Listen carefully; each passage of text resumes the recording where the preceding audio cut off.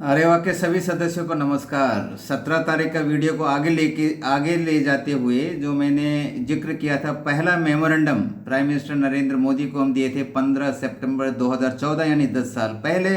और पैरा 4 के बाद जो है मैं जिक्र करूंगा, सीधा ले चलते हैं। ये देखिए, ये है उसका जो लेटर पीएम नरेंद्र मोदी को जो मैंने भेजा था 15 सितंबर 2014 को। देखिए चौथा पैराग्राफ में चलते हैं। देखिए, ये meritorious role in World War 1 and 2, ये सभी को पता है। इसका जिक्र देखिए, 23 ऑफिसर था, 3174 जवान जो उस वक्त आसाम मिलिट्री पुलिस के जो थे, कंप्लीट होल जो फोर्स के जो स्ट्रेंथ था, उन्होंने जो है फर्स्ट वर्ल्ड वॉर में भाग लिया था गोरखा रेजिमेंट के साथ यूरोपियन थिएटर ऑफ वॉर में, जिसमें 11 officer, 69 other ranks received various honors and awards for gallantry during war। देखिए 5 ऑफिसर, 237 अदर रैंक्स वो जो है मारे गए थे, killed, 6 officers, 247 other ranks wounded.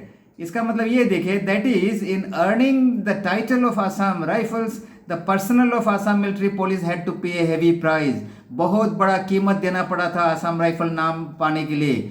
The author rightly remark, author यानी कि मैं यहाँ पे जिक्र कर रहा हूँ, sentinels of the north east Assam rifles, जिसे मेजर जनरल D.K. पालित ने लिखा था, उन्होंने अपना रिमार्क दिया। देखिए, training and administration in the Assam military police had been greatly militarised as to make them more like army units in civil employ than police officers. देखिए, police force, they were पारा military forces par excellence. ये है page number 52 में लिखा हुआ है। ये मैं इसलिए बता रहा हूँ कि जो नए जो हमारे आसाम राइफल सर्विंग पर्सन है, JSU ऑफिसर्स, ये रिक्रेशन रूम में जाके इंफॉर्मेशन रूम में आपको मिलेगा ये किताब, इसका अध्ययन करना। इस एप्लीकेशन में जो इंपॉर्टेंट हाइलाइट्स मैंने दे रखे हैं पेज नंबर के साथ, उसको देख के आप अपना ग्लोरियस हिस्ट्री जो है आसाम राइफल का, उसको स्टडी कीजिए।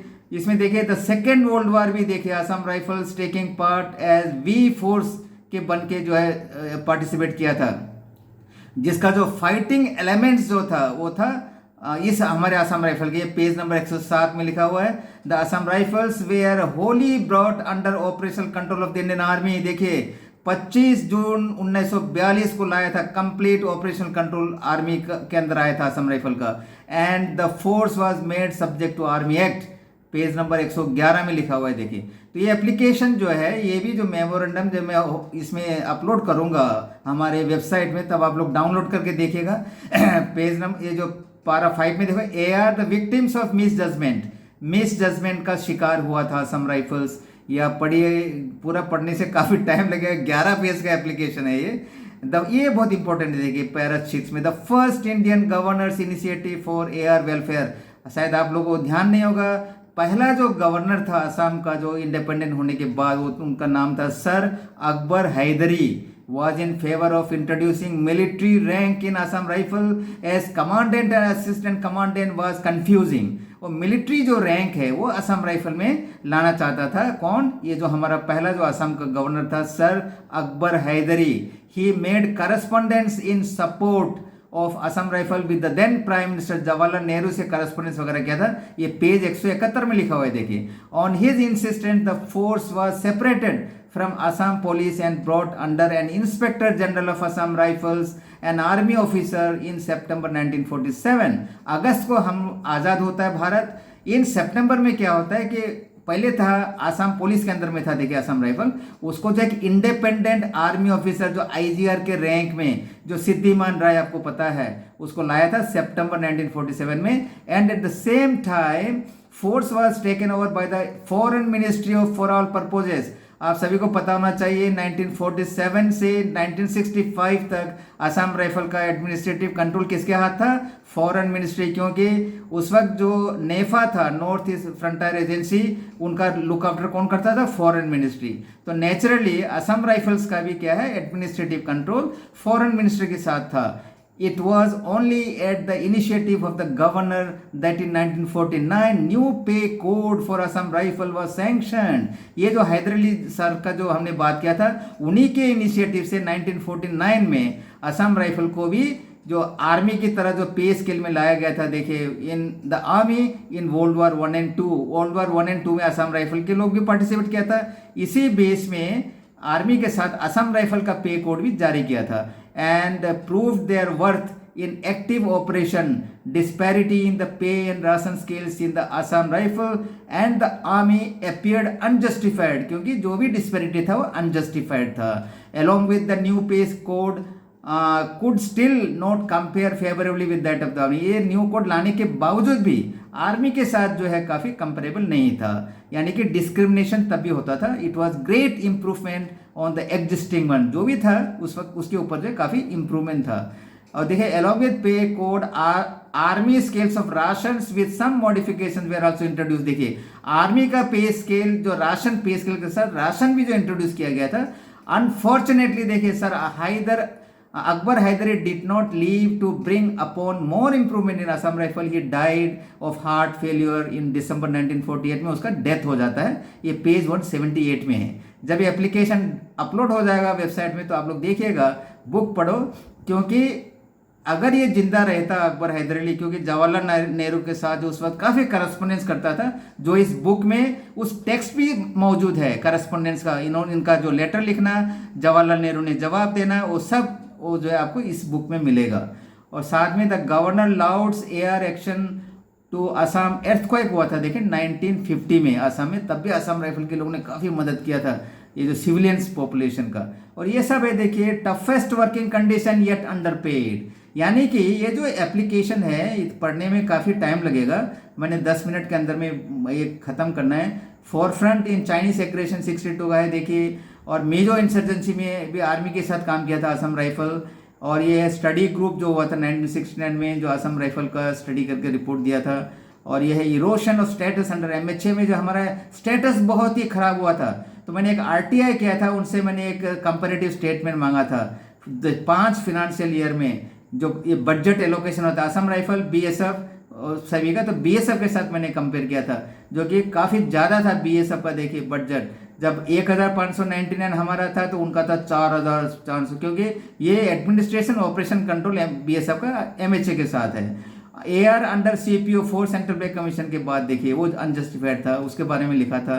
यानी कि 11 पेज का एप्लीकेशन में मैंने नरेंद्र मोदी जी को असम राइफल का कंप्लीट स्टोरी उनके सामने रखा था, लेकिन उन्होंने इसके ऊपर कोई कार्रवाई नहीं की.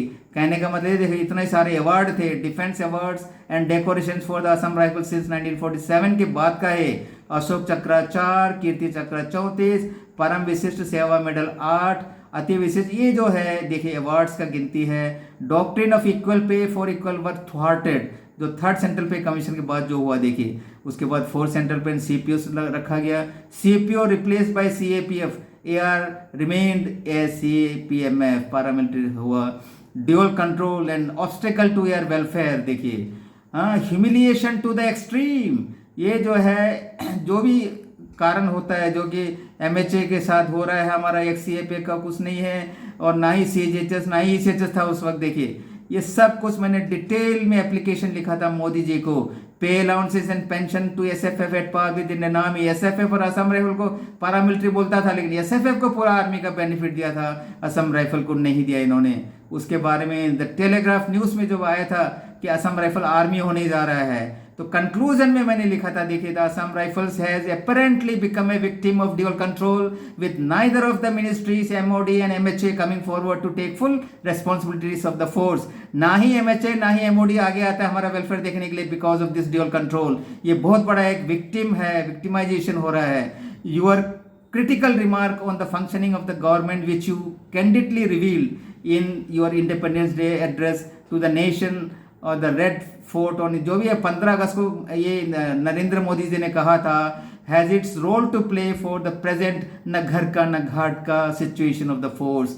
Your strong conviction of getting India back on track which should also include in micro level. Micro का मतलब होता है छोटा सा जो भी है इंडिया का प्रॉब्लम, जैसे असम राइफल्स का है. Removing disparities raised in this application has already started showing positive signals across the country with your inimitable style of government so far. जो अभी उस वक्त तो कम था, देखिए 3-4 महीने का एक्सपीरियंस था। नरेंद्र मोदी को ऐसा लग रहा था लोग कि बहुत कुछ कर जाएगा, लेकिन 10 साल में कुछ किया नहीं। देखिए, इन्थ्यूज्ड confidence in us, members of Areva are confident that your political wisdom would persuade you to concede our legitimate request: A, doing away with dual control of the force, and B, grant of pay, allowances, pension and extradition facilities to Assam Rifles personnel on par with the Indian Army, especially in the context, देखिए, in the context of the excellent performance record of the force under operational control of the MOD, as well as in view of the same facility already granted to SFF,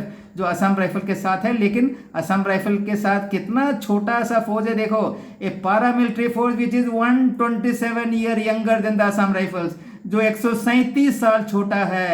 1962 में raise हुआ था SFF, जबकि Assam rifle का इतिहास जाता है 1835, यानी कि 189 ईयर्स अगला संडे में समाप्त होगा।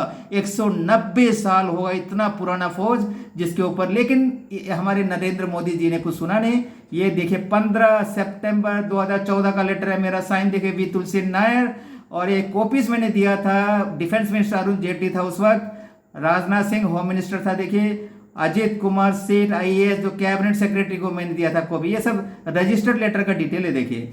और ये है जनरल, उस टाइम का COS था जनरल दलबीर सिंह सुहाग, और ये था RK Mathur defence secretary, Anil Goswami age home secretary था ये, और लेफ्टिनेंट जनरल RK रैना जो हमारे DGR थे उनको भी मैंने कॉपी दिया था।